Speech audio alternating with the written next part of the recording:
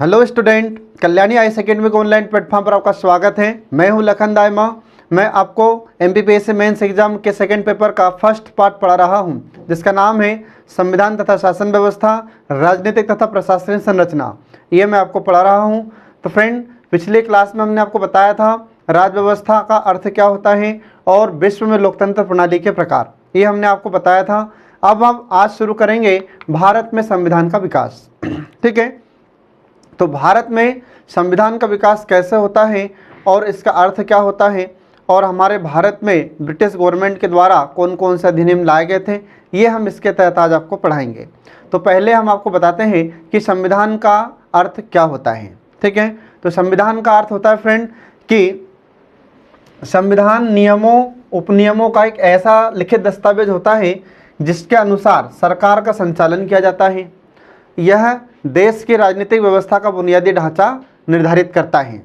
तो संविधान किसी भी देश में, हर देश में हम देखते हैं कि जिस देश का भी संविधान है उसमें नियम होते हैं।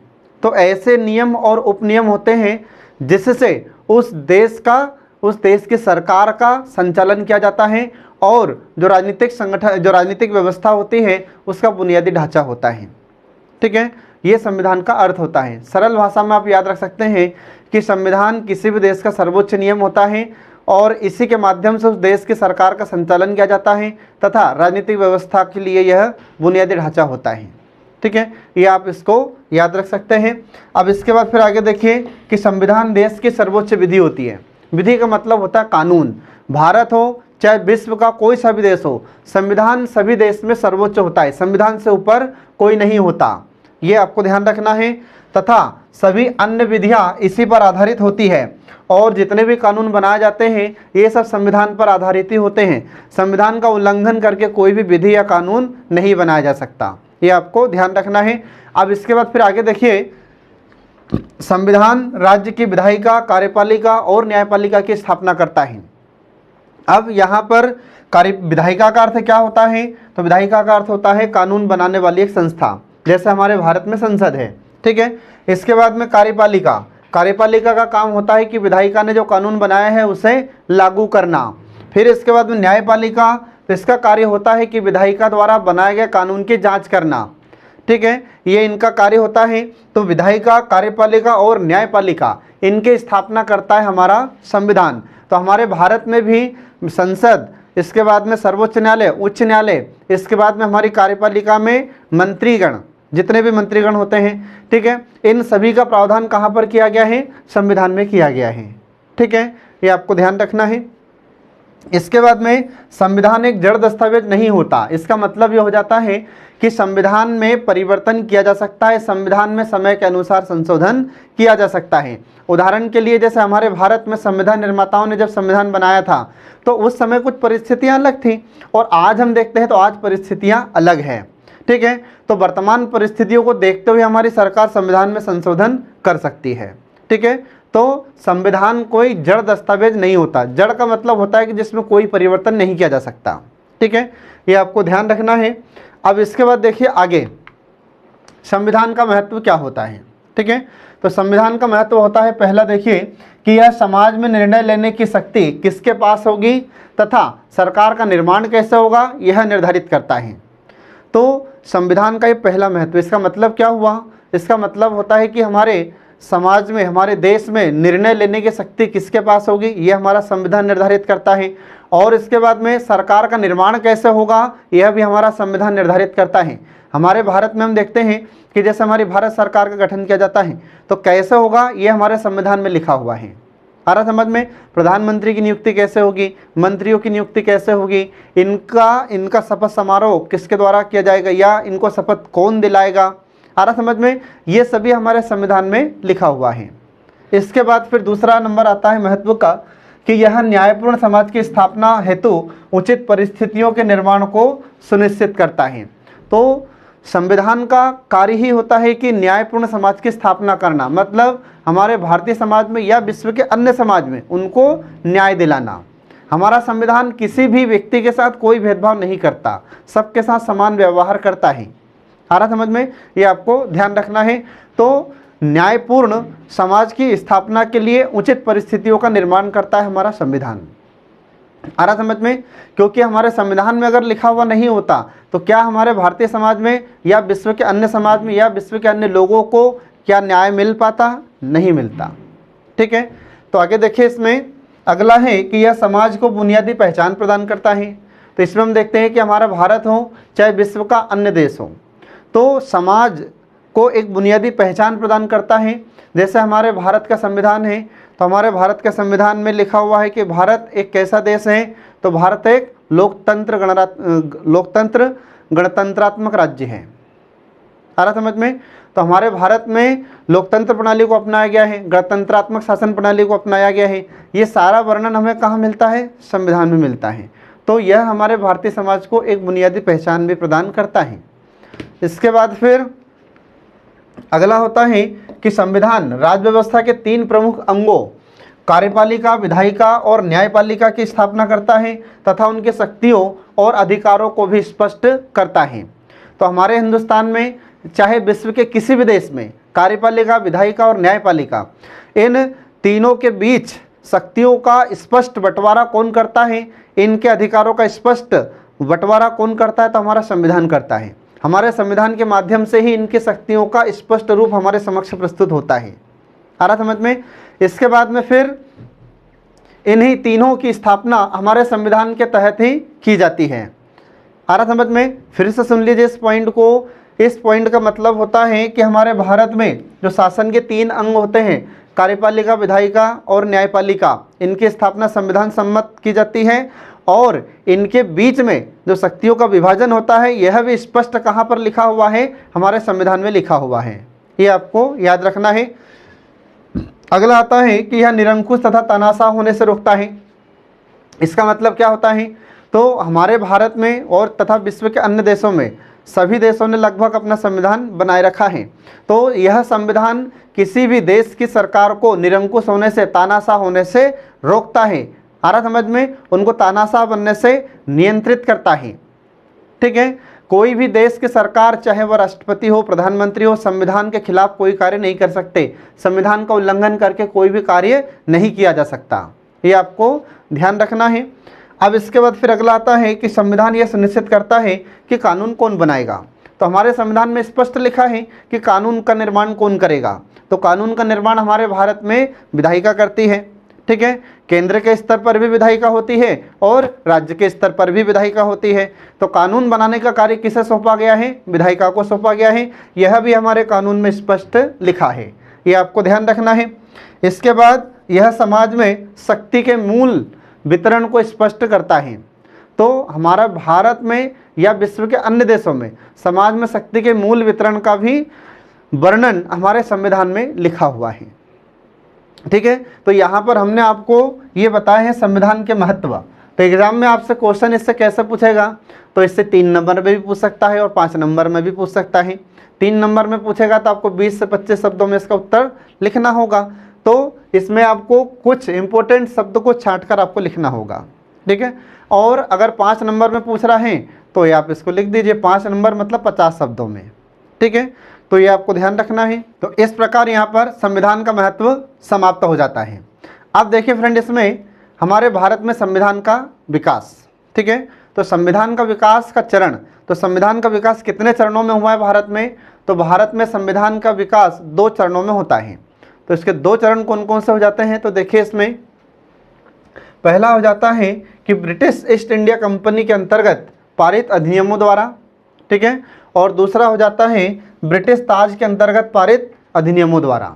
तो हमारे भारत में हम देखते हैं कि जब ब्रिटिश ईस्ट इंडिया कंपनी ने यहाँ पर शासन किया था तो उस समय कुछ अधिनियम पारित किए गए थे। तो ये सारे अधिनियम कहाँ से पारित किए गए थे? ये ब्रिटेन से पारित किए गए थे। तो इसमें जो अधिनियम बनाए गए वो कहाँ से कहाँ तक बनाए गए थे? 1773 से लेकर 1853 तक हमारे भारत में ये ब्रिटिश ईस्ट इंडिया कंपनी के समय अधिनियम पारित किए गए थे।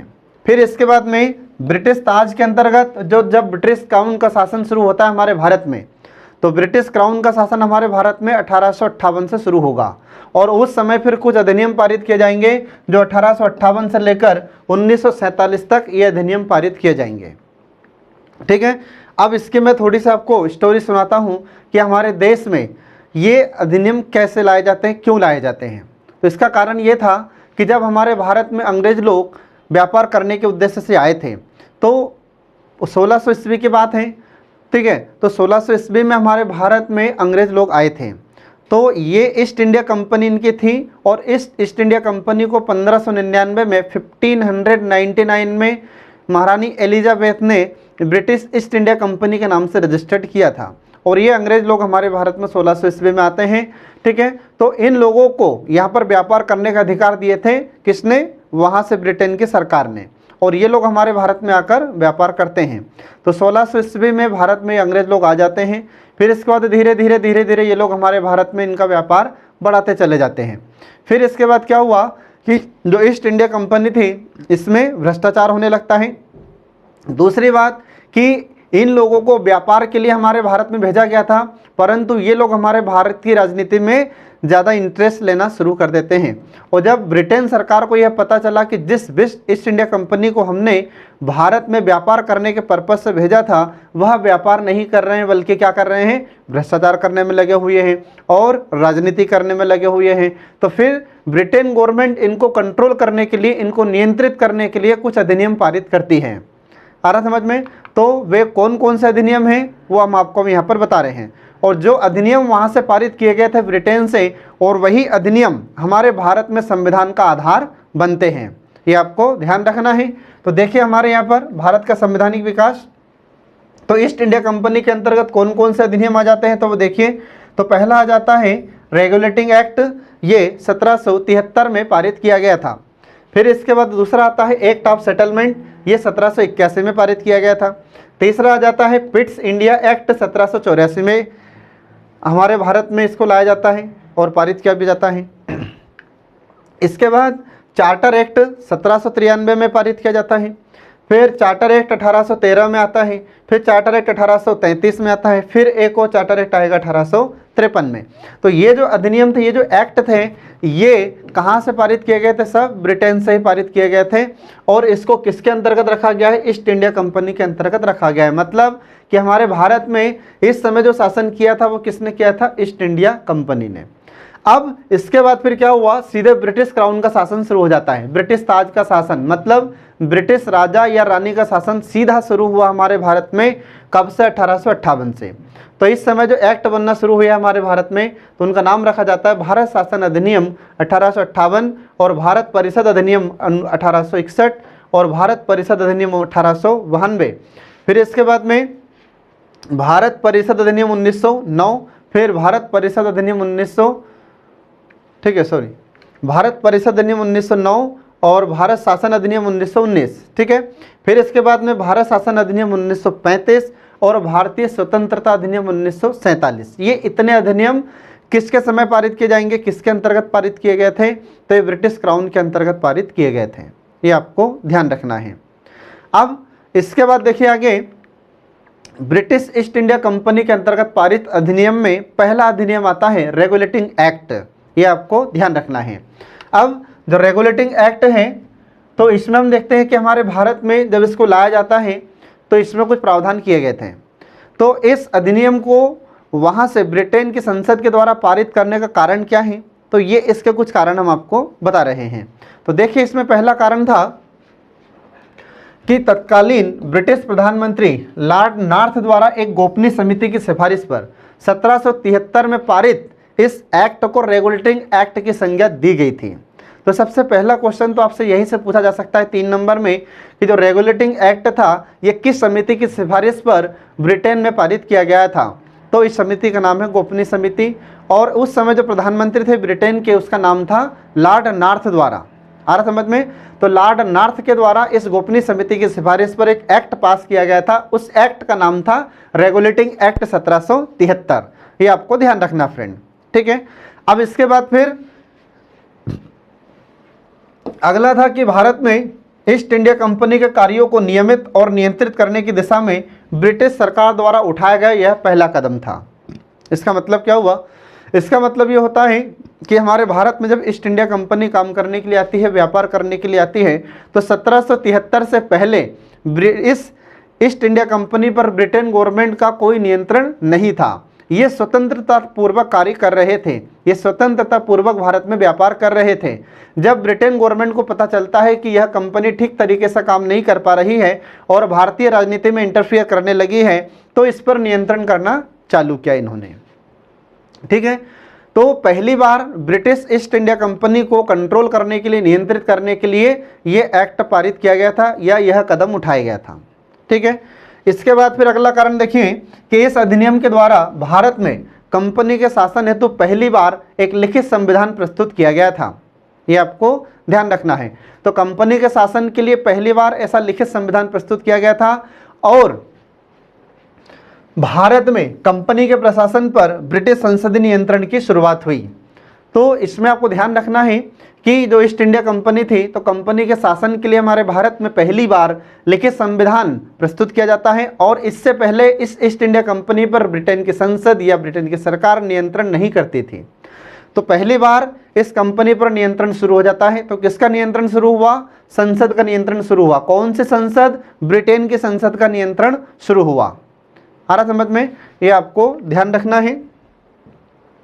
अब इसके बाद फिर देखिए, इसके द्वारा पहली बार कंपनी के प्रशासनिक और राजनीतिक कार्यों को मान्यता मिली एवं इसके द्वारा भारत में केंद्रीय प्रशासन की शुरुआत हुई। ये आपको ध्यान रखना है। तो हमारे भारत में पहली बार कंपनी के जो प्रशासनिक कार्य थे, राजनीतिक कार्य थे, इनको मान्यता दी जाती है और इसी के द्वारा हमारे भारत में केंद्रीय प्रशासन की नींव रखी जाती है। तो ये कुछ कारण थे जिसकी वजह से ये 1773 का रेगुलेटिंग एक्ट लाया जाता है। तो अब देखिए इसमें कुछ प्रावधान है इसके। तो पहला प्रावधान है कि बंबई तथा मद्रास प्रेसिडेंसी को कलकत्ता प्रेसिडेंसी के अधीन कर दिया गया। ये पहला प्रावधान है इस 1773 के रेगुलेटिंग एक्ट का। तो आपसे क्वेश्चन पूछ सकता है 3 नंबर में कि 1773 के रेगुलेटिंग एक्ट के प्रावधान लिखिए। तो आपको 3 नंबर में इंपॉर्टेंट फैक्ट है वो आपको लिखना होगा। ठीक है, इसको 5 नंबर में भी पूछ सकता है इस अधिनियम को। ठीक है, तो आप लोग याद रखना इसको। तो पहला पॉइंट है इसमें, पहला प्रावधान है कि बंबई तथा मद्रास प्रेसिडेंसी को कलकत्ता प्रेसिडेंसी के अधीन कर दिया गया। इसका मतलब क्या हुआ कि इस अधिनियम से पहले हमारे भारत में 3 प्रेसिडेंसियां थी। कौन कौन सी? बंबई, कलकत्ता और मद्रास। ये 3 प्रेसिडेंसी थी और तीनों प्रेसिडेंसी के अलग अलग गवर्नर हुआ करते थे। ठीक है, लेकिन जब ब्रिटेन सरकार को यह पता चलता है कि अब यह कंपनी पर नियंत्रण करना हमें आवश्यक है, तो फिर इस पर नियंत्रण करना चालू किया जाता है और इन तीनों प्रेसिडेंसी में से एक प्रेसिडेंसी कलकत्ता प्रेसिडेंसी, इसको प्रमुख प्रेसिडेंसी बनाया जाता है और इस कलकत्ता प्रेसिडेंसी के अधीन बंबई और मद्रास को इसके नियंत्रण में कर दिया जाता है। तो अब इन बंबई को और मद्रास प्रेसिडेंसी को कंट्रोल करने का काम कौन करेगी हमारे भारत में? तो जो कलकत्ता प्रेसिडेंसी है ये हमारे भारत में इन दोनों प्रेसिडेंसी को कंट्रोल करेगी। ये हमारे भारत में ऐसा पहली बार हुआ था। आ रहा समझ में? और ये जितने भी अधिनियम, जितने भी एक्ट हमारे भारत में आएंगे, यही हमारे भारत के संविधान का आधार बनते हैं। इन्हीं अधिनियमों को ध्यान में रखते हुए हमारे भारतीय संविधान निर्माताओं ने संविधान तैयार किया है। ठीक है, इसलिए हमको इस संविधान को शुरू करने से पहले, राज्य व्यवस्था को शुरू करने से पहले ये अधिनियम हमें पढ़ना पड़ता है। ठीक है, अब आगे देखिए इसमें दूसरा है कि बंगाल के गवर्नर को बंगाल का गवर्नर जनरल कहा जाने लगा। ठीक है, इससे पहले क्या था? इस एक्ट से पहले, तो इस एक्ट से पहले हमारे भारत में बंगाल का गवर्नर कहा जाता था, लेकिन इसमें यह प्रावधान किया गया कि अब बंगाल का गवर्नर नहीं, अब वह गवर्नर जनरल कहलाएगा। ये आपको ध्यान रखना है। और यह बंगाल के गवर्नर जनरल के अधीन ये तीनों प्रेसिडेंसियां होगी। तो कलकत्ता, मद्रास और बंबई, ये तीनों प्रेसिडेंसियों को इस गवर्नर जनरल के अधीन कर दिया जाता है। आ रहा समझ में? ये आपको ध्यान रखना है। मतलब कि ये तीनों प्रेसिडेंसियों को कंट्रोल कौन करेगा? ये गवर्नर जनरल कंट्रोल करेगा। और इस एक्ट के तहत बनने वाला ऐसा भारत का जो पहला गवर्नर जनरल बना था उसका नाम था लॉर्ड वॉरेन हेस्टिंग। इसका नाम आपको ध्यान रखना है। ये हमारे भारत में बंगाल के पहले गवर्नर जनरल बने थे, वॉरेन हेस्टिंग। ठीक है, ये आपको ध्यान रखना है। अब इसके बाद देखिए आगे, कलकत्ता प्रेसिडेंसी में गवर्नर जनरल व 4 सदस्यों वाली परिषद के नियंत्रण में सरकार की स्थापना की जाती है। तो जो कलकत्ता प्रेसिडेंसी है, अब यहाँ पर क्या हो गया? एक गवर्नर जनरल हो गया और यह गवर्नर जनरल बंगाल का है, और यही गवर्नर जनरल मद्रास और बम्बई प्रेसिडेंसी को भी कंट्रोल करेगा। अब यहाँ पर क्या हुआ कि इसमें गवर्नर जनरल और 4 सदस्यों वाली एक परिषद के नियंत्रण में सरकार की स्थापना हुई। आ रहा समझ में, मतलब 4 सदस्यों की परिषद यहाँ पर गठित की जाती है, और अब यहाँ पर धीरे धीरे सरकार बनना शुरू हुई। आ रहा समझ में। अब इसके बाद फिर क्या हुआ कि भारत के सचिव की पूर्व अनुमति पर यह गवर्नर जनरल तथा उसकी परिषद को कानून बनाने का अधिकार भी प्रदान किया जाता है। अब जो गवर्नर जनरल की परिषद थी, ठीक है, इस परिषद में कितने सदस्य थे? इसमें 4 सदस्य थे, और यह गवर्नर जनरल की परिषद, ये जो 4 सदस्य थे और हमारा गवर्नर जनरल था, ये किसकी अनुमति से कानून बना सकते हैं? तो ये भारत सचिव की अनुमति से ये कानून बना सकते हैं। ठीक है, ये आपको ध्यान रखना है। तो ये ऐसा कानून बनाने का अधिकार इन्हें पहली बार दिया जाता है। फिर इसके बाद देखिए अगला पॉइंट, अगला है कि कलकत्ता में एक सुप्रीम कोर्ट की स्थापना की जाती है। तो प्रावधान किया गया था, याद रखना, 1773 के रेगुलेटिंग एक्ट में प्रावधान किया गया था कि कलकत्ता में एक सुप्रीम कोर्ट की स्थापना की जाएगी, ये प्रावधान किया था। लेकिन स्थापित कब किया गया? तो स्थापित किया गया था 1974 में, 1774 में, सॉरी 1774 में, सॉरी, तो 1774 में, 1774 में कलकत्ता में एक सुप्रीम कोर्ट की स्थापना की गई थी। ठीक है, प्रावधान कब हुआ था? 1773 में। स्थापित कब किया गया? 1774 में। आ रहा समझ में, ये आपको ध्यान रखना है। और इसी के अंतर्गत बंगाल, बिहार और उड़ीसा भी शामिल थे। और इस कोर्ट के अंतर्गत कौन कौन आ जाते थे? तो इसमें बंगाल, बिहार और उड़ीसा जैसे राज्य को इसमें शामिल कर लिया गया था, ये आपको ध्यान रखना है। अब यहाँ पर जो सुप्रीम कोर्ट की स्थापना की गई थी, तो ये सुप्रीम कोर्ट में एक मुख्य न्यायाधीश थे और अन्य न्यायाधीश थे। तो एक मुख्य न्यायाधीश था, उसका नाम क्या था? तो जो यहाँ पर पहली बार मुख्य न्यायाधीश बना था उसका नाम था सर एलिजाह इम्पे, ये आपको नाम ध्यान रखना इसका। और इसके बाद फिर जो अन्य न्यायाधीश बने थे उसमें चैम्बर्स, लेमेस्टर और हाइड, ये अन्य न्यायाधीश बने थे। तो इसमें नाम आपको ध्यान रखना है। तो आपसे 3 नंबर में क्वेश्चन पूछ सकता है कि जब हमारे भारत में कलकत्ता में 1774 में पहली बार कलकत्ता में सुप्रीम कोर्ट की स्थापना हुई थी, तो उस समय सुप्रीम कोर्ट के मुख्य न्यायाधीश किससे बनाया गया था? तो उसका नाम आपको ध्यान रखना है, एलिजाह इम्पे। फिर अन्य मुख्य जो अन्य न्यायाधीश थे वे कौन कौन बने थे? तो इसमें 3 लोगों के नाम आपको ध्यान रखना है, चैम्बर्स, लेमेस्टर और हाइड। ठीक है फ्रेंड, तो ये आपको ध्यान रखना है, बहुत इंपॉर्टेंट एक्ट है ये, एग्जाम में से कई बार क्वेश्चन पूछे गए हैं। ठीक है, अब इसके बाद देखिए इसी एक्ट में और क्या क्या प्रावधान है।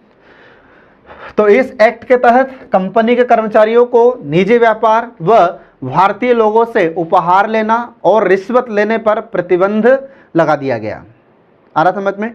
इसका मतलब क्या हुआ कि हमारे भारत में जो ईस्ट इंडिया कंपनी यहाँ पर व्यापार कर रही थी, काम कर रही थी, ये हमारे भारतीय लोगों से रिश्वत लेने लगे थे। ठीक है, उपहार लेने लगे थे, ये भ्रष्टाचार को बढ़ावा दे रहे थे। तो ऐसे उपहार लेने और रिश्वत लेने पर इन्होंने रोक लगा दिया। किसने रोक लगाई? ये ब्रिटिश संसद ने। आ रहा समझ में? अब ब्रिटिश संसद अधिनियमों के माध्यम से, इन अधिनियमों के द्वारा इस ईस्ट इंडिया कंपनी को नियंत्रित कर रही है। ठीक है, ये आपको ध्यान रखना है। अब इसके बाद देखिए कंपनी के प्रशासन की देखरेख करने के लिए इंग्लैंड में 2 संस्थाएं गठित की जाती हैं। आ रहा समझ में? तो इंग्लैंड में 2 संस्थाएं कौन कौन सी है? तो देखिए इसमें 2 संस्थाओं में पहली संस्था का नाम है निदेशक मंडल, जिसको इंग्लिश में कहा जाता है कोर्ट ऑफ डायरेक्टर। ठीक है, और दूसरा है हितधारकों का मंडल। ये 2 संस्थाएं स्थापित की जाती है, कहाँ पर? ब्रिटेन में। ये आपको ध्यान रखना है। और यह इस दोनों संस्थाओं के माध्यम से ईस्ट इंडिया कंपनी को भी कंट्रोल किया जाएगा। यह दोनों मंडल या दोनों जो संगठन है, संस्थाएं हैं, ये दोनों संस्थाएं ईस्ट इंडिया कंपनी की देखरेख करेगी। अब आ रहा समझ में?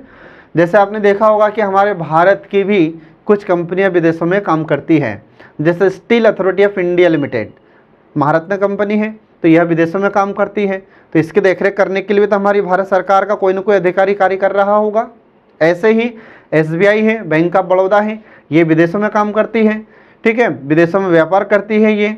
तो इन पर भी तो नज़र रखने के लिए हमारे भारत में कोई ना कोई अधिकारी कार्य कर रहा होगा। तो ठीक ऐसे ही जब हमारे भारत में ईस्ट इंडिया कंपनी आई थी, तो इसके देखरेख करने के लिए, इस पर नियंत्रण के लिए इंग्लैंड में 2 संस्थाएं गठित की जाती है। और ये संस्थाएं इस पर नज़र रखती है ईस्ट इंडिया कंपनी पर। ठीक है, ये आपको ध्यान रखना है। इसके बाद फिर अगला देखिए इसमें कि कंपनी पर ब्रिटिश कोर्ट डायरेक्टर, जो कि कंपनी की गवर्निंग बॉडी थी, डायरेक्टर्स का नियंत्रण बढ़ गया और अब भारत में इसके राजस्व, नागरिक और सैन्य मामलों की जानकारी ब्रिटिश सरकार को देना अनिवार्य कर दिया गया या आवश्यक कर दिया गया। अभी तक क्या हो रहा था कि ये जो ईस्ट इंडिया कंपनी थी, यहाँ पर जो भी काम कर रही थी, राजस्व प्राप्त होता था, नागरिकों और सैन्य मामलों की जानकारी वहाँ पर प्रदान नहीं करती थी। लेकिन इस अधिनियम में यह प्रावधान किया गया कि अब जो भी राजस्व प्राप्त होगा इंडिया से, उसकी जानकारी आपको देना होगा। किसको देना होगा? ब्रिटेन सरकार को देना होगा। कौन जानकारी देगा? जो ईस्ट इंडिया कंपनी है ये जानकारी देगी वहाँ पर ब्रिटेन सरकार को। फिर इसके बाद में नागरिक और जो सैन्य मामले हैं इससे संबंधित भी जानकारी देना होगा। ठीक है, अब इसके बाद फिर अगला है कि व्यापार की सभी सूचनाएं क्राउन को देना सुनिश्चित कर दिया गया। तो इससे पहले क्या होता था कि जहाँ पर ये जो व्यापार कर रहे थे, ठीक है, अपने हिसाब से व्यापार कर रहे थे, अब इनको कोई जवाब देना नहीं पड़ता था, कोई जानकारी, कोई सूचना देनी नहीं पड़ती थी। लेकिन जब यहाँ पर यह अधिनियम पास किया जाता है, यह अधिनियम पारित किया गया था 1773 का रेगुलेटिंग एक्ट, तो इसमें यह प्रावधान कर दिया गया कि अब यहाँ पर व्यापार के माध्यम से जितना भी पैसा ये लोग कमाते हैं, ये व्यापार के समस्त सूचना, समस्त जानकारी ब्रिटेन सरकार को देनी होगी। ये इस अधिनियम में प्रावधान किया जाता है। ठीक है, अब इसके बाद में अगला एक्ट देखिए, एक्ट ऑफ सेटलमेंट। ठीक है, अब एक्ट ऑफ सेटलमेंट ये कब आता है? 1781 में। इनके ईयर भी आपको याद रखना होगा क्योंकि एग्जाम में पूछ सकता है कि एक्ट ऑफ सेटलमेंट कब आया था, कुछ भी पूछ सकता है 3 नंबर में। ठीक है, अब इसमें क्या क्या प्रावधान हुए तो अब हम आपको बताते हैं। देखिए इसमें तो रेगुलेटिंग एक्ट जब लाया गया था और उसमें भी कुछ कमियां रह गई थी, तो रेगुलेटिंग एक्ट की कमियों को दूर करने के लिए यह एक्ट ऑफ सेटलमेंट 1781 में लाया गया था। ठीक है, तो इसका उद्देश्य क्या था? तो इसका उद्देश्य था रेगुलेटिंग एक्ट की कमियों को दूर करना। ये आपको ध्यान रखना फ्रेंड। ठीक है, इसके तहत क्या हुआ? तो इसके तहत कलकत्ता की सरकार को बंगाल, बिहार, उड़ीसा के लिए विधि निर्माण की शक्ति प्रदान की गई। इस एक्ट में यह प्रावधान किया जाता है कि जो कलकत्ता की सरकार है, यह कलकत्ता की सरकार बंगाल के लिए, बिहार के लिए और उड़ीसा के लिए कानून बना सकती है। विधि का मतलब होता है कानून। ठीक है, तो ऐसे कानून बनाने की शक्ति, विधि बनाने की शक्ति इस कलकत्ता की सरकार को दी जाती है। इसके बाद फिर अगला एक्ट आता है, अगला प्रावधान है कि इस अधिनियम का प्रमुख प्रावधान, इसका प्रमुख प्रावधान गवर्नर जनरल की परिषद तथा सर्वोच्च न्यायालय के बीच संबंधों का सीमांकन करना था। इस अधिनियम में यह प्रावधान कर दिया गया कि जो गवर्नर जनरल है उसकी परिषद मतलब सरकार और जो सर्वोच्च न्यायालय है, इन दोनों के बीच सीमाओं का निर्धारण करना था। आ रहा समझ में? जबकि इससे पहले क्या हो रहा था कि जो हमारा सर्वोच्च न्यायालय था और हमारी सरकार थी यहाँ पर भारत में, ये सब मिलकर कार्य कर रहे थे। फिर एक्ट में प्रावधान हुआ कि नहीं, ऐसा नहीं होना चाहिए, इनको अलग अलग कार्य करना चाहिए। तो इनके सभी, इन दोनों की सीमाएं निर्धारित कर दी जाती है कि किसका सीमा क्षेत्र क्या होगा, किसका कार्य क्षेत्र की सीमा क्या होगी, और जो हमारा सर्वोच्च न्यायालय है इसके कार्य क्षेत्र की सीमा क्या होगी। ये सब निर्धारित किया जाता है इस एक्ट के माध्यम से। ठीक है, ये आपको ध्यान रखना है। अगला आता है कि इस अधिनियम द्वारा सर्वोच्च न्यायालय पर यह रोक लगा दी गई कि वह कंपनी के कर्मचारियों के विरुद्ध कार्रवाई नहीं कर सकता। ये आपको ध्यान रखना है। तो हमारे यहाँ पर भारत में अंग्रेज लोग जब काम कर रहे थे, ये ईस्ट इंडिया कंपनी काम कर रही थी, तो ईस्ट इंडिया कंपनी में जो कंपनी के कर्मचारी होते थे, सरकारी अधिकारी कर्मचारी वर्ग होता था, तो इस पर पहले कार्रवाई कौन करता था? सर्वोच्च न्यायालय करता था। लेकिन इस अधिनियम के माध्यम से इस पर रोक लगा दी गई। ठीक है, ये आपको ध्यान रखना है, जो उन्होंने एक सरकारी अधिकारी के हैसियत से की हो। तो एक पॉइंट आपको ध्यान रखना हमेशा कि सर्वोच्च न्यायालय पर यह रोक लगा दी गई कि अब आप कंपनी के अधिकारी या कर्मचारी पर कोई भी कार्रवाई नहीं कर सकते। ये आपको ध्यान रखना है। अब इसके बाद फिर अगला है कि न्यायालय की अपनी आज्ञाएं तथा आदेश लागू करते समय सरकार को कानून बनाने तथा उसका क्रियान्वयन करते समय भारत के सामाजिक, धार्मिक और रीति रिवाजों का सम्मान करना होगा। ये इस अधिनियम में प्रावधान किया जाता है। इसका मतलब क्या हुआ? इसका मतलब ये हुआ कि भारत में जो सर्वोच्च न्यायालय स्थापित किया गया था कलकत्ता में, यह सर्वोच्च न्यायालय कोई आदेश अगर देता है, कोई आज्ञा देता है, तो कोई भी आदेश या आज्ञा ऐसे नहीं देगा जो भारत में धर्म के खिलाफ हो, समाज के खिलाफ हो, भारत में जो लोग रहते हैं इनके रीति रिवाजों के खिलाफ हो। ऐसा कोई आदेश या ऐसी कोई आज्ञा नहीं दे सकता सर्वोच्च न्यायालय। और जो सरकार है, तो सरकार भी कानून कैसे बना सकती है? तो सरकार भी कानून भारत के धर्म, इसके बाद भारत के समाज और भारत के रीति रिवाज को मद्देनजर रखते हुए, ध्यान में रखते हुए कानून बनाएगी सरकार। कोई भी कानून सरकार इस समाज के धर्म के खिलाफ नहीं बना सकती। आ रहा समझ में?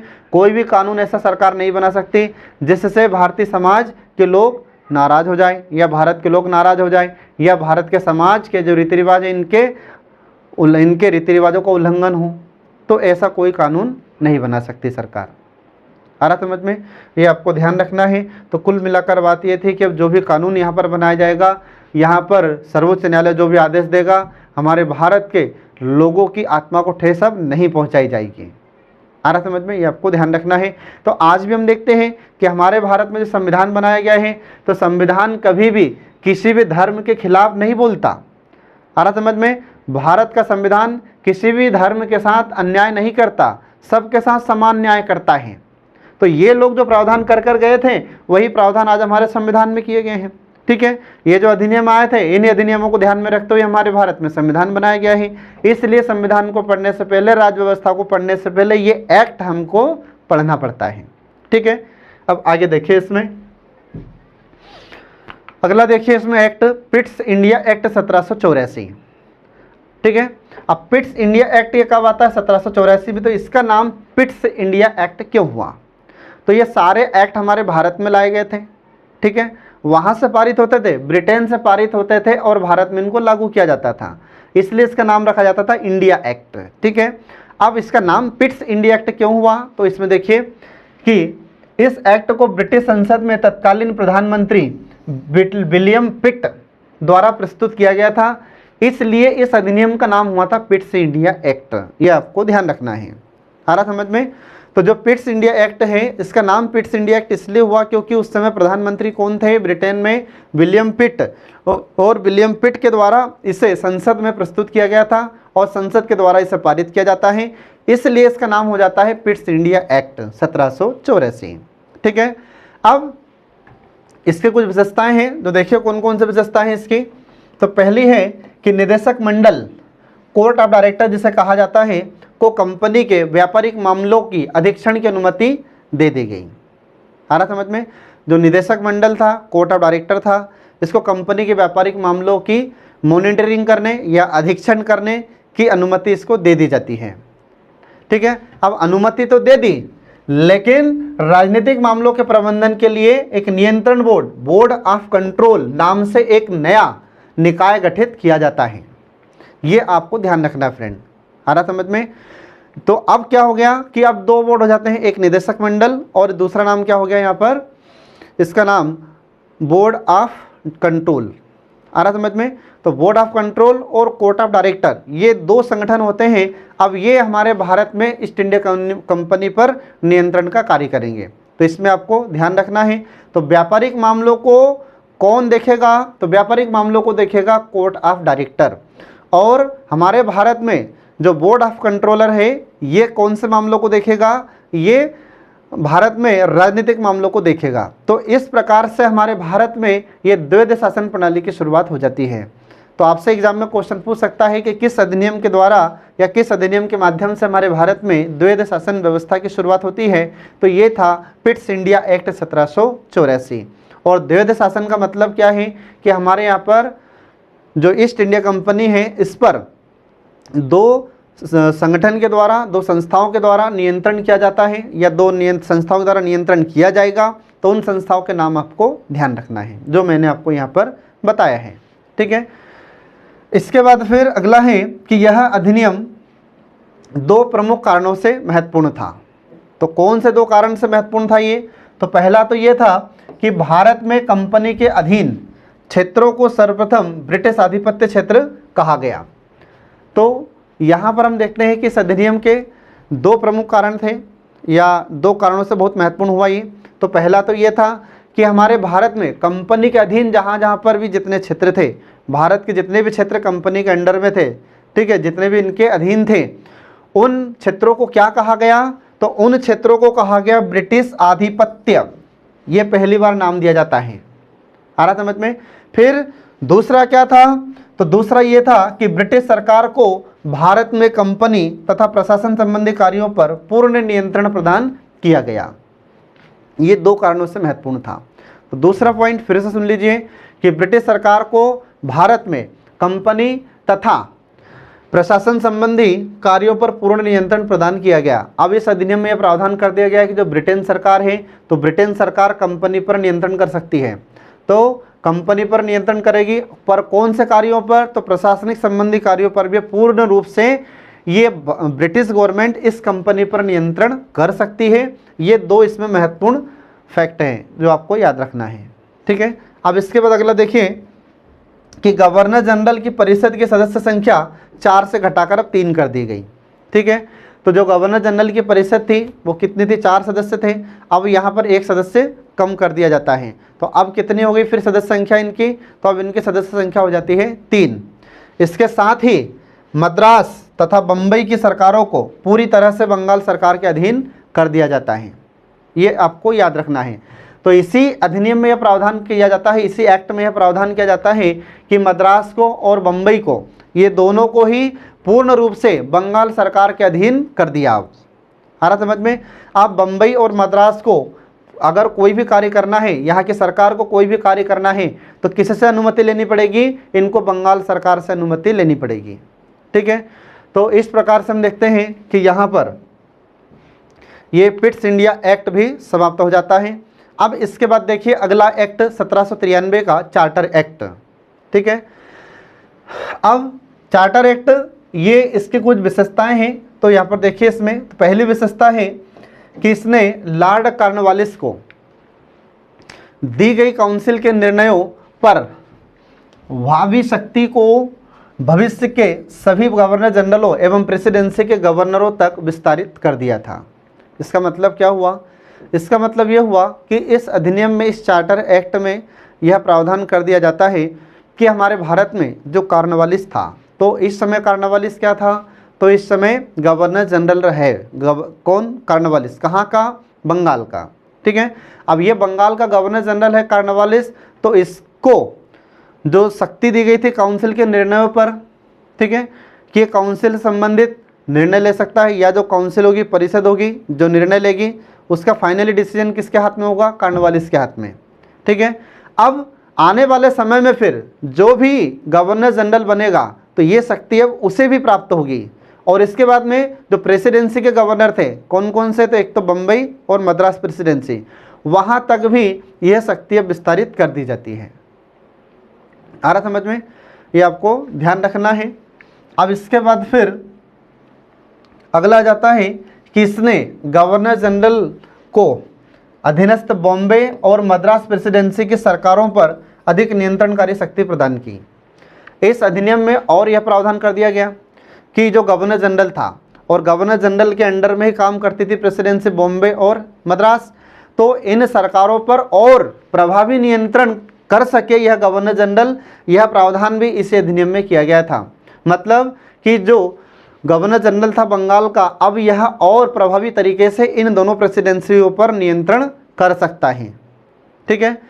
अब इसके बाद में इसने कमांडर इन चीफ के गवर्नर जनरल काउंसिल के सदस्य होने की अनिवार्यता समाप्त कर दी थी।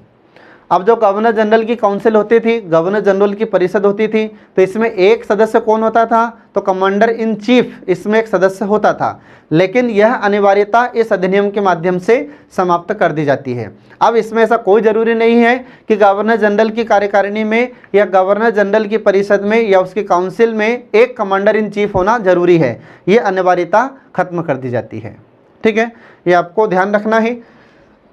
अगला प्रावधान है कि बोर्ड ऑफ कंट्रोलर के सदस्यों तथा उनके कर्मचारियों को भारतीय राजस्व में से ही भुगतान किया जाएगा। अब ब्रिटेन गवर्नमेंट ने इस एक्ट में यह प्रावधान कर दिया कि देखो भैया कि जो बोर्ड ऑफ कंट्रोलर हैं, ठीक है, जो संस्थाएं ब्रिटेन में गठित की जाती है, तो इसके जो भी सदस्य हैं, इन सदस्यों को पैसा कहाँ से दिया जाएगा, और इसके बाद जो ईस्ट इंडिया कंपनी के कर्मचारी हैं इनको सैलरी कहाँ से दी जाएगी, तो बोले कि अब एक काम करो, भारत से जो राजस्व प्राप्त होता है, तो भारत से जो राजस्व प्राप्त होगा, जो रेवेन्यू जनरेट होता है, उसी राजस्व में से इस ईस्ट इंडिया कंपनी के कर्मचारियों को और बोर्ड ऑफ कंट्रोलर के सदस्यों को सैलरी दी जाएगी, वेतन दिया जाएगा। ये आपको ध्यान रखना है, ठीक है। ये सब प्रावधान थे इसमें 1793 के चार्टर एक्ट में, जो आपको ध्यान रखना है और एग्जाम की दृष्टि से बहुत महत्वपूर्ण भी है। अब इसके बाद में अगला एक्ट आ जाता है चार्टर अधिनियम 1813। इस अधिनियम में क्या क्या प्रावधान किए जाते हैं, तो यहाँ पर देखिए इसमें, तो इसमें पहला प्रावधान यह था कि इस एक्ट के द्वारा कंपनी के अधिकार को 20 वर्षों के लिए बढ़ा दिया गया था। आ रहा समझ में। अब ब्रिटेन गवर्नमेंट को यह लगने लगा था कि जो ईस्ट इंडिया कंपनी है यह अब ठीक से काम नहीं कर पा रही है, और अब एक काम करते हैं कि धीरे धीरे इसके अधिकार कम करते चले जाते हैं। ईस्ट इंडिया कंपनी पर 1773 से ही ब्रिटेन गवर्नमेंट ने शिकंजा कसना चालू कर दिया था, जबकि उससे पहले स्वतंत्र तरीके से कार्य कर रही थी, ठीक है। तो इस ईस्ट इंडिया कंपनी को नियंत्रित करने के लिए, इस पर शिकंजा कसने के लिए जो अधिनियम लाए गए हैं, यही अधिनियम आगे चलकर हमारे भारत का संविधान का आधार बनते हैं, ठीक है। तो इस अधिनियम में यह प्रावधान कर दिया गया कि जो ब्रिटिश ईस्ट इंडिया कंपनी है यह 20 वर्षों के लिए और यहाँ पर व्यापार कर सकती है, यहाँ पर, और इसका अधिकार है 20 वर्षों तक, ठीक है। ये आपको ध्यान रखना है। तो 20 वर्षों के लिए इसकी कंपनी के अधिकार बढ़ा दिए गए, और कंपनी का भारत के साथ व्यापार करने का एकाधिकार समाप्त कर दिया गया। इसका मतलब, एकाधिकार का मतलब क्या है? एकाधिकार का मतलब होता है एक का ही अधिकार। जब एक का ही अधिकार होता है तो उसे कहते हैं एकाधिकार, इंग्लिश में इसको मोनोपोली कहते हैं। इसका अर्थ ये होता है कि हमारे भारत में जब ब्रिटिश ईस्ट इंडिया कंपनी व्यापार कर रही थी तो भारत में सिर्फ ब्रिटिश ईस्ट इंडिया कंपनी के लोग ही व्यापार करते थे। दूसरे लोग, ब्रिटेन के जो आम व्यक्ति थे, वो ब्रिटेन के यहाँ पर व्यापार नहीं कर सकते थे। लेकिन इस अधिनियम में यह प्रावधान कर दिया जाता है कि नहीं, अब ईस्ट इंडिया कंपनी के अलावा ब्रिटेन के और भी जो सदस्य हैं, अगर वे यहाँ पर भारत में आकर व्यापार करना चाहते हैं तो कर सकते हैं। तो इसकी यह मोनोपोली, इस ईस्ट इंडिया कंपनी के यह एकाधिकार यहाँ पर समाप्त किया था। इसका मतलब ये नहीं था कि ये भारत के साथ व्यापार नहीं कर सकते थे। ईस्ट इंडिया कंपनी भारत के साथ व्यापार तो करेगी, परंतु इस ईस्ट इंडिया कंपनी के साथ साथ अब ब्रिटेन से और भी लोग अगर भारत में आकर व्यापार करना चाहते हैं तो कर सकते हैं, ठीक है। ये आपको ध्यान रखना है। इसके बाद कंपनी का चीन के साथ व्यापार और चाय के व्यापार पर यह एकाधिकार बरकरार रहा या बना रहा। तो ब्रिटेन गवर्नमेंट ने कहा कि भाई देखो, भारत के साथ हम तुम्हारे एकाधिकार खत्म कर रहे हैं व्यापार के, लेकिन चीन के साथ आपके एकाधिकार बना रहेगा। आ रहा समझ में। तो व्यापार करने का जो एकाधिकार है वो सिर्फ चीन में किसको था? ईस्ट इंडिया कंपनी के जो लोग थे उन्हीं को था, ठीक है। और ये कौन सा व्यापार कर सकते हैं? चाय का व्यापार कर सकते हैं। ये आपको ध्यान रखना है। तो एग्जाम में हमारी MPPSC में पूछा भी गया है कि वह कौन सा अधिनियम था जिसमें चाय के व्यापार का एकाधिकार चीन के साथ इस कंपनी का बना रहा था, ईस्ट इंडिया कंपनी का बना रहा एकाधिकार। तो 1813 का चार्टर एक्ट है। आ रहा समझ में। तो इस प्रकार से यहाँ पर इसका पहला प्रावधान समाप्त हुआ।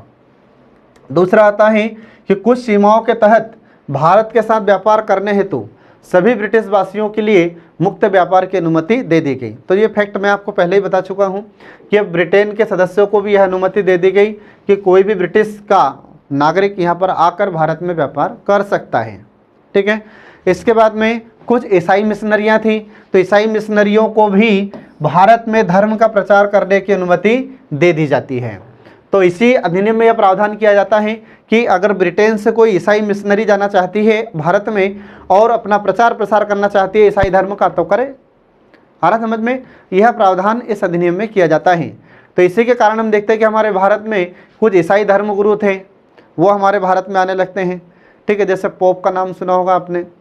इसके बाद में इनके पादरी होते हैं, ठीक है। ये हमारे भारत में आने लगे और इनका जो ईसाई धर्म था, इस ईसाई धर्म का प्रचार प्रसार करने लगे, ठीक है।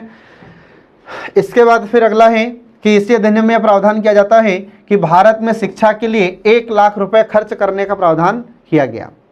इस अधिनियम में बहुत इंपॉर्टेंट प्रावधान है, ये बार बार एग्जाम में पूछा जाता है कि वह कौन सा अधिनियम था जिसमें भारत में शिक्षा के लिए 1 लाख रुपए खर्च करने का प्रावधान किया गया था। तो ये 1813 का चार्टर एक्ट है, ये आपको ध्यान रखना है, बहुत इंपॉर्टेंट फैक्ट फ्रेंड, ये एग्जाम में बार बार आपसे पूछा जाता है। तो इससे पहले हमारे भारत में शिक्षा के लिए इतना पैसा खर्च कभी नहीं हुआ था। तो कौन सी शिक्षा के लिए 1 लाख रुपए देंगे? ये अंग्रेजी शिक्षा के लिए, अपनी संस्कृत शिक्षा के लिए या हिंदी शिक्षा के लिए नहीं, ये अंग्रेजी शिक्षा के लिए इन्होंने 1 लाख रुपए की व्यवस्था की थी यहाँ पर। आ रहा समझ में? ये आपको ध्यान रखना है। इसके बाद फिर अगला है कि इस अधिनियम के तहत पहली बार भारत में ब्रिटिश क्षेत्र की संवैधानिक स्थिति को स्पष्ट रूप से परिभाषित किया जाता है। इसका मतलब क्या हुआ? तो इसका मतलब होता है कि हमारे भारत में पहली बार जहाँ जहाँ पर इस ईस्ट इंडिया कंपनी का अधिकार था, ठीक है, वहाँ पर संवैधानिक स्थिति और स्पष्ट रूप से परिभाषित कर दी जाती है। मतलब ये कैसे अधिकार करेंगे, कैसे शासन करेंगे, इनके कार्य करने का तरीका क्या होगा, ये सब इस अधिनियम में लिख दिया जाता है। आ रहा समझ में? इसे कहा जाता है इसकी संवैधानिक स्थिति, जो इस अधिनियम के माध्यम से बिल्कुल स्पष्ट हो चुकी थी। ठीक है, ये आपको ध्यान रखना है। अब इसके बाद देखिए अगला, तो अगला एक्ट आ जाता है चार्टर अधिनियम 1833। ठीक है, अब इस अधिनियम में क्या क्या होता है? तो देखिए, इस अधिनियम के निर्माण का प्रमुख उद्देश्य ब्रिटिश सरकार द्वारा बिहार में सरकार के विधि निर्माण तथा विधि निर्माण संबंधी कार्यों को स्पष्ट करना था।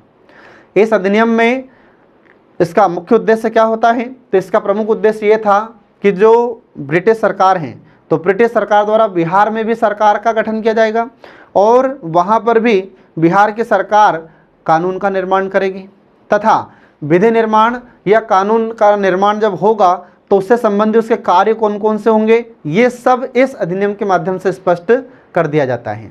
ये आपको ध्यान रखना फ्रेंड। अब इसमें कुछ प्रावधान किए गए थे, तो कौन कौन से प्रावधान हैं? तो यहाँ पर देखिए इसमें कि कंपनी के व्यापारिक अधिकार पूर्णतः समाप्त कर दिए जाते हैं। अब इस अधिनियम में यह प्रावधान कर दिया गया कि जो कंपनी है इसके व्यापारिक अधिकार या व्यापार करने का अधिकार है, यह पूर्णतः समाप्त कर दिए गए। तो फिर अब क्या बचा इनके पास, ईस्ट इंडिया कंपनी के पास? तो अब जो ईस्ट इंडिया कंपनी थी इसका कार्य यह हुआ कि ब्रिटिश सरकार की ओर से केवल भारत पर शासन करना है। अब जो ईस्ट इंडिया कंपनी है उसका काम अब यह रह गया कि यह ब्रिटिश सरकार की ओर से क्या करेगी? अब शासन करेगी। तो फिर व्यापार कौन करेगा? तो व्यापार वो लोग करेंगे जिनको ब्रिटेन से परमिशन दे दी थी कि अब सारे लोग जा सकते हैं, या ब्रिटेन के जो और भी जो अन्य नागरिक हैं जो भारत जाकर व्यापार करना चाहते हैं तो कर सकते हैं। तो वे लोग अब यहाँ पर व्यापार करने लगते हैं। फिर धीरे धीरे धीरे हमारे भारत में से अंग्रेजों की तादाद और बढ़ने लगती है। ठीक है, अब इसके बाद फिर अगला पॉइंट है इसमें कि बंगाल के गवर्नर जनरल को अब भारत का गवर्नर जनरल कहा जाने लगा। इस अधिनियम में यह प्रावधान कर दिया गया कि अब भारत का गवर्नर जनरल कौन होगा। ठीक है, ये इस अधिनियम में प्रावधान किया गया। तो ऐसा पहला भारत का गवर्नर जनरल बनने वाला व्यक्ति हमारे भारत में लॉर्ड विलियम बेंटिक था। ठीक है, ये आपको ध्यान रखना है। इसका एग्जाम में क्वेश्चन इससे पूछा जाता है लॉर्ड विलियम बेंटिक से। ठीक है, तो क्वेश्चन इससे कैसे पूछा गया है कि बंगाल के गवर्नर जनरल को भारत का गवर्नर जनरल किस अधिनियम के माध्यम से कहा जाने लगा? तो ये चार्टर अधिनियम 1833 के द्वारा कहा जाने लगा। ठीक है, और ऐसा भारत का गवर्नर जनरल बनने वाला पहला व्यक्ति कौन था? तो ऐसा पहला व्यक्ति था ये लॉर्ड विलियम बेंटिक, जो हमारे भारत का पहला गवर्नर जनरल बना था। ठीक है, तो इससे पहले हमने आपको बताया था 1773 के रेगुलेटिंग एक्ट में कि अब बंगाल का गवर्नर क्या कहलाने लगा था? Governor general. और अब इस अधिनियम में यह प्रावधान किया कि ठीक है, अब बंगाल का गवर्नर जनरल अब बंगाल का गवर्नर जनरल नहीं, अब वह भारत का गवर्नर जनरल कहलाएगा। ये इसमें प्रावधान किया गया था, ये आपको ध्यान रखना है। अगला इसमें पॉइंट है कि मद्रास और बंबई के गवर्नर को विधायिका शक्ति से वंचित कर दिया गया। मतलब कि जो बंगाल प्रेसिडेंसी थी, ठीक है, सॉरी, जो मद्रास प्रेसिडेंसी है और बंबई प्रेसिडेंसी है, इनके गवर्नर को जो विधायिका शक्ति दी गई थी, विधायिका का मतलब होता है जिसके पास कानून बनाने की शक्ति होती है, तो यह कानून बनाने की शक्ति इन मद्रास और बंबई के गवर्नर को खत्म कर दी जाती है। इन गवर्नरों को इस शक्ति से वंचित कर दिया गया था। ठीक है, ये आपको ध्यान रखना है। अब इसके बाद देखिए इसमें आगे, ठीक है, अब आगे देखिए इसमें कि भारत के गवर्नर जनरल को पूरे ब्रिटिश भारत में विधि निर्माण का एकाधिकार प्रदान किया गया। अब जो भारत का गवर्नर जनरल था, मतलब पहले बंगाल का गवर्नर जनरल था, अब बन गया भारत का गवर्नर जनरल। अब यह भारत का गवर्नर जनरल पूरे भारत के लिए कानून बना सकता है और यह कानून बनाने की शक्ति इसे ही दी गई थी, इसे ही कहते हैं एकाधिकार। तो पूरे भारत के लिए अब कानून कौन बनाएगा?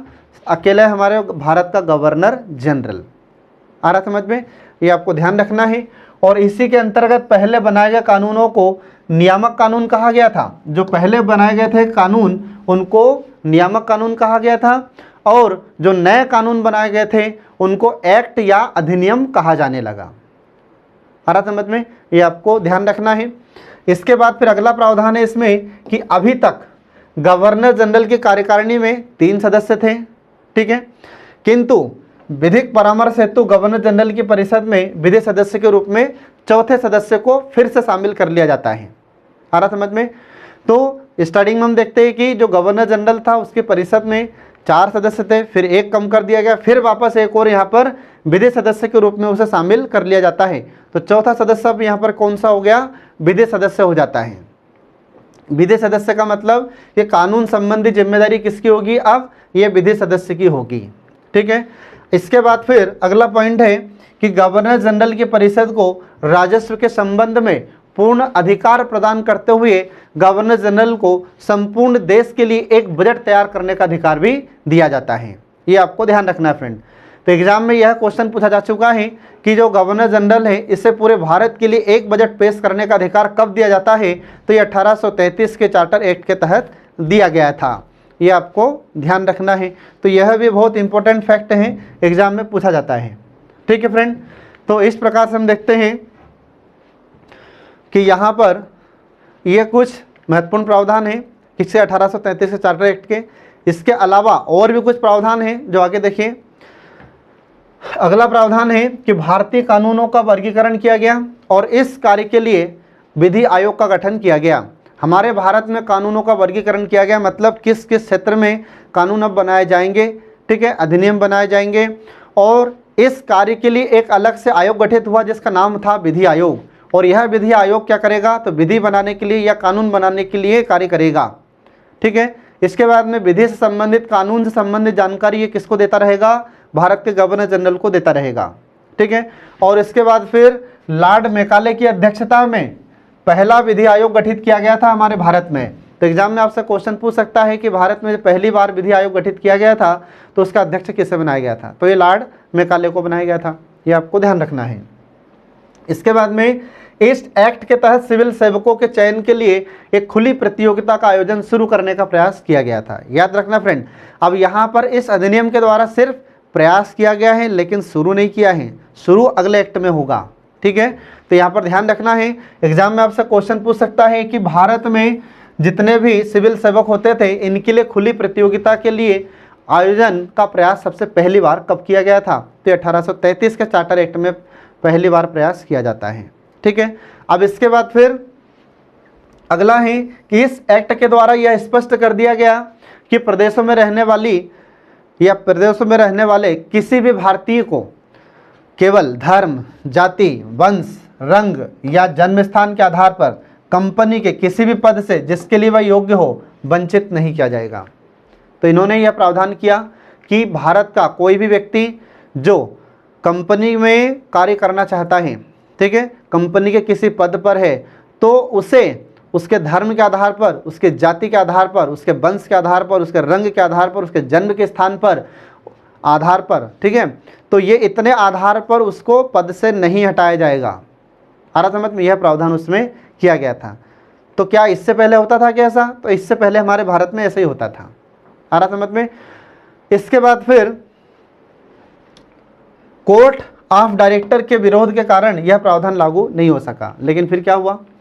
तो जब कोर्ट ऑफ डायरेक्टर ने विरोध व्यक्त किया तो कोर्ट ऑफ डायरेक्टर के विरोध के कारण यह प्रावधान फिर ज़्यादा समय तक लागू नहीं हो सका, ठीक है।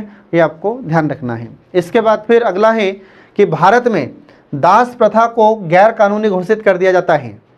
अब दास प्रथा का मतलब क्या होता है? तो जो गुलाम बनाकर रखने की परंपरा थी हमारे भारत में, तो ये दास प्रथा को खत्म करने का प्रावधान इस अधिनियम में किया जाता है। ये आपको ध्यान रखना है। इसके बाद फिर गवर्नर जनरल को यह निर्देश दिया गया कि जो दास प्रथा है, तो दास प्रथा को समाप्त करने के लिए वो आवश्यक कदम उठाएं। इससे पहले हमारे भारत में लोगों को गुलाम बनाकर रखा जाता था, तो इस अधिनियम में प्रावधान किया गया कि अब कोई किसी को गुलाम बनाकर नहीं रखेगा। ये इस अधिनियम में प्रावधान किया गया। और जो कोर्ट ऑफ डायरेक्टर था, गवर्नर जनरल था, तो गवर्नर जनरल को यह निर्देश दिया जाता है कि गवर्नर जनरल अब यह निर्धारित करेगा कि भारत में अब दास प्रथा पूर्ण रूप से समाप्त कर दी जाए, और इसके लिए क्या क्या कदम उठाना है ये गवर्नर जनरल बताएगा अब। ठीक है, ये आपको ध्यान रखना है। अब इसके बाद देखिए फिर आगे, तो अगला अधिनियम है चार्टर अधिनियम 1853। तो जो चार्टर एक्ट है 1853, इसमें क्या क्या प्रावधान हुए, तो इसमें देखिए इसमें कि इसका निर्माण तत्कालीन विधायिका को और मजबूत बनाने के लिए और सशक्त बनाने के लिए तथा उसके विस्तार में सहयोग देने के लिए अधिनियम बनाया जाता है। और इसके कुछ प्रावधान हैं जो निम्नलिखित हैं। तो पहला प्रावधान इसमें देखिए कि इसने पहली बार गवर्नर जनरल की परिषद में 6 सदस्य के विधायी, ठीक है, 6 सदस्य विधायी एवं प्रशासनिक कार्यों को अलग कर दिया। तो इसमें आपको ध्यान रखना है, तो जो गवर्नर जनरल की परिषद होती है तो उसमें 6 सदस्यीय के विधायी और प्रशासनिक कार्यों को अलग कर दिया जाता है। मतलब विधायी का मतलब कानून बनाने का कार्य और उसके बाद में प्रशासन करने का कार्य, ये अलग अलग कर दिया जाता है। मतलब कार्यपालिका और विधायिका इन दोनों के कार्य अब अलग अलग कर दिए जाते हैं इस अधिनियम के माध्यम से। ये पहला प्रावधान हुआ इसमें।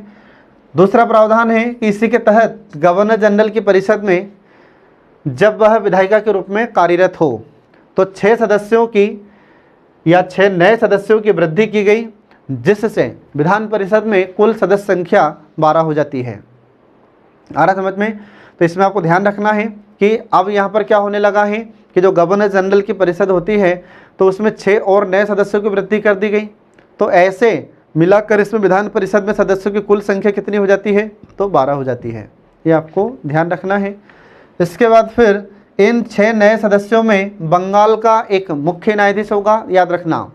इसमें कौन कौन होगा, तो ये जो 6 नए सदस्य हैं इसमें सर्वोच्च न्यायालय, मतलब उस समय कलकत्ता में सर्वोच्च न्यायालय था, उच्चतम न्यायालय था, तो उसका एक मुख्य न्यायाधीश होगा और एक अन्य न्यायाधीश होगा, और बाकी बंगाल, मद्रास और बम्बई, आगरा प्रांत के एक एक प्रतिनिधि इसमें शामिल होंगे।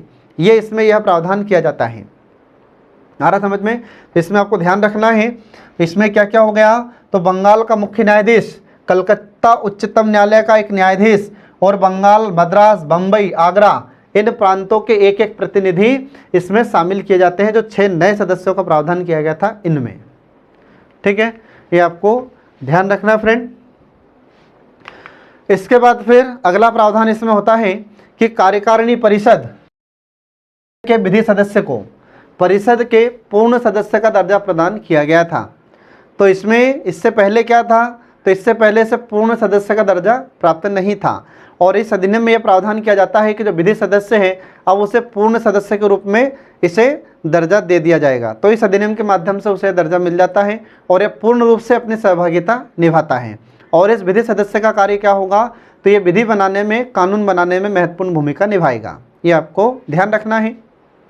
इसके बाद अगला है कि संपूर्ण भारत के लिए एक पृथक विधान परिषद की स्थापना की गई, और इसी परिषद ने आगे चलकर हमारे भारत में लघु संसद का रूप धारण किया था। ठीक है, तो हमारे भारत के लिए एक अलग से एक विधान परिषद की स्थापना की जाएगी। तो इसमें क्या है, प्रावधान की जाएगी और आगे चलकर इसकी स्थापना भी की गई, और यही आगे चलकर हमारे भारत की लघु संसद कहलाई। ठीक है, ये आपको ध्यान रखना है। और इसने निदेशक मंडल के सदस्यों की संख्या 24 से घटाकर अब 18 कर दी। ये आपको ध्यान रखना है। जो निदेशक मंडल था अब इसमें कोर्ट ऑफ डायरेक्टर में, तो सदस्यों की संख्या इसमें 24 से घटाकर कितनी कर दी गई, अब 18 कर दी गई। ठीक है, ये आपको याद रखना है। अगला प्रावधान इसमें है कि इसके द्वारा भारतीय विधान परिषद में सर्वप्रथम क्षेत्रीय प्रतिनिधित्व के सिद्धांत को प्रतिपादित किया जाता है। इसका मतलब क्या हुआ, इसका मतलब ये हुआ कि इससे पहले, इस अधिनियम से पहले हमारे भारत में जो विधान परिषद थी उसमें क्षेत्र के या हमारे भारत में जो विभिन्न राज्य थे इनके लोगों को शामिल नहीं किया जाता था। ठीक है, लेकिन इस अधिनियम में प्रावधान किया कि जहाँ जहाँ पर अंग्रेजों का अधिकार है, जहाँ जहाँ पर ब्रिटिश राज्य हैं, वहाँ से अब जो क्षेत्र के लोग हैं, मतलब जो भारत के लोग, उनको भी उसमें शामिल किया जाएगा, ताकि ये पता तो चले कि यहाँ पर लोगों की समस्या क्या है। आ रहा समझ में? तो यह इसमें पहली बार शुरू किया गया था, इससे पहले यह प्रावधान नहीं था। आ रहा समझ में? ये इसमें आपको ध्यान रखना है। इसके बाद फिर अगला पॉइंट है कि इस अधिनियम के द्वारा प्रमुख सरकारी सेवाओं में नामजदगी के सिद्धांत को समाप्त कर दिया गया। नामजदगी का मतलब होता है कि जो पहले मनोनीत किए जाते थे, ठीक है, तो पहले हमारे भारत में जो सिविल सेवा होती थी, सरकारी जितनी भी नौकरियां होती थी, इन सरकारी नौकरियों में मनोनयन के आधार पर सीधे अपॉइंटमेंट हो जाता था, ठीक है। लेकिन अब क्या हो गया कि अब यहाँ पर नामजदगी का सिद्धांत खत्म कर दिया, अब मनोनयन का सिद्धांत खत्म कर दिया। अब क्या होगा कि अब प्रतियोगी परीक्षा शुरू कर दी गई और इस प्रतियोगी परीक्षाओं के माध्यम से फिर कैंडिडेट को लिया जाने लगा। आ रहा समझ में? तो पहली बार हमारे भारत में सिविल सेवाओं में भारतीयों को शामिल किया जाता है। इससे पहले हमारे भारतीयों को इस सिविल सेवा में शामिल नहीं किया गया था। और जब यह प्रावधान इस अधिनियम में किया जाता है तो फिर हमारे भारत के लोग भी सिविल सेवक बनना शुरू हो जाते हैं। और हमारे भारत में जो पहला सिविल सर्वेंट बना था या पहला सिविल सेवक बने थे वो कौन थे? तो वे, उनका नाम था सत्येंद्र नाथ टैगोर। ये हमारे भारत के प्रथम सिविल सेवक बने थे। आ रहा समझ में? 1864 की बात है फिर ये, ठीक है फ्रेंड। तो इस प्रकार यहाँ पर आज का हमारा सेशन समाप्त हो जाता है। तो आपकी परीक्षा में निश्चित सफलता के लिए देखते रहिए हमारे कल्याणी आईएएस एकेडमी के सभी वीडियोस, जो आपको सफलता दिलाने में महत्वपूर्ण भूमिका निभाते हैं। Thanks for watching.